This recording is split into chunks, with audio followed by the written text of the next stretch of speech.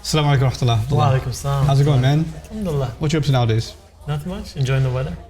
How about you? I was enjoying the weather until I got a question.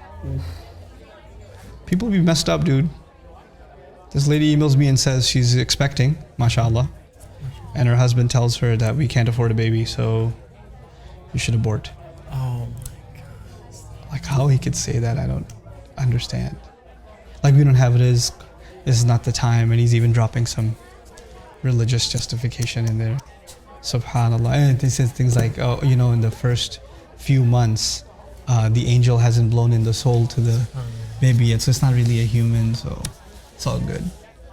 Now, the thing of all of this is,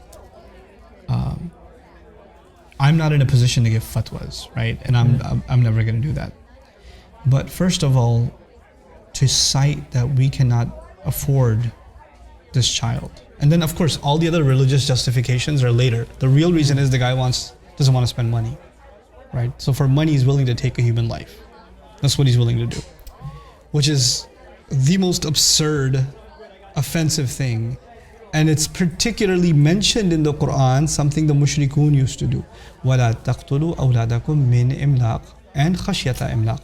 Don't kill your children because you're poor, because of bankruptcy, and don't kill your children because in the future you're afraid of becoming bankrupt. نَحْنُ نَرْزُقُكُمْ وَإِيَّاهُمْ. We're the ones, we provide you and we provide them. And he's missing that. Now the thing is, in that ayah, if you violate that ayah, then you violated the entire ayah. Yes? You know what that means? That Allah will stop providing you.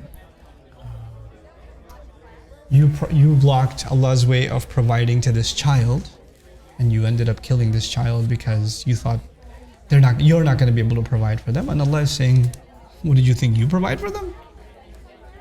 I do. Like, Allah takes credit for it himself. And if you deny that, then you're denying your own road to rizq. Like, if this person's so seriously scared about money, they should be really scared if they even suggest this idea. And for the sister, I haven't responded to her yet, but what I would probably tell her is that she needs to hold her ground. Yeah. And she needs to, this is her baby, and this is a gift that Allah has given her, and no husband has a right to say that. Husbands do not have the right to say that. That is just absolutely wrong. I don't know where they get the idea that they have the right. This is, subhanAllah, it's a life that Allah owns, not us.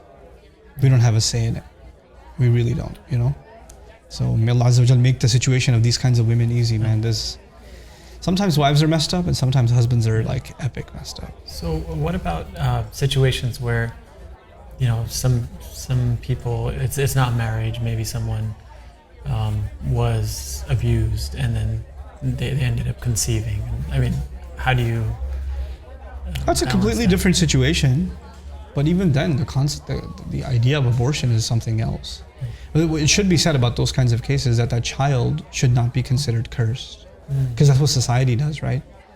Awladu zina and this and that, and that's not an Islamic concept. To consider that this child is illegitimate and therefore they are treated less than others. Now in Western society that's not a problem. Marriage out of wedlock and children out of wedlock. But in Eastern society, traditional religious cultures, Muslims included, it's a major problem, right? Now zina itself is really bad, or rape or whatever may have happened. That's a crime and that's dealt with separately.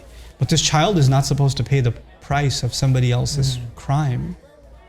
They're not supposed to do that. As traumatic as that may be for the mother, this child is not supposed, and I'm not talking about abortion because I don't know, that's a separate issue. But what I am talking about is just that child should not be stigmatized.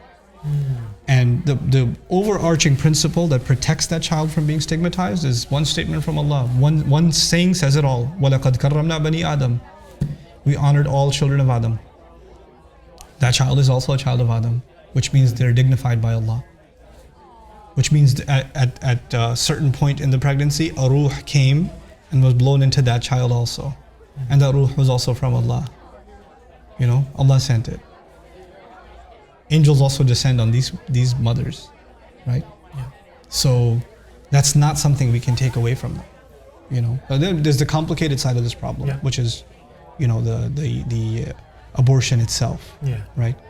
Which I personally don't see how you can justify, but there may be arguments. I don't know them, and that's something fuqaha deal with. But the moral side of this, and what's in the best interest of this baby, that's a separate problem altogether. But ultimately, the husband doesn't have the right to tell the wife, and that's her body, and That's that's it. her choice.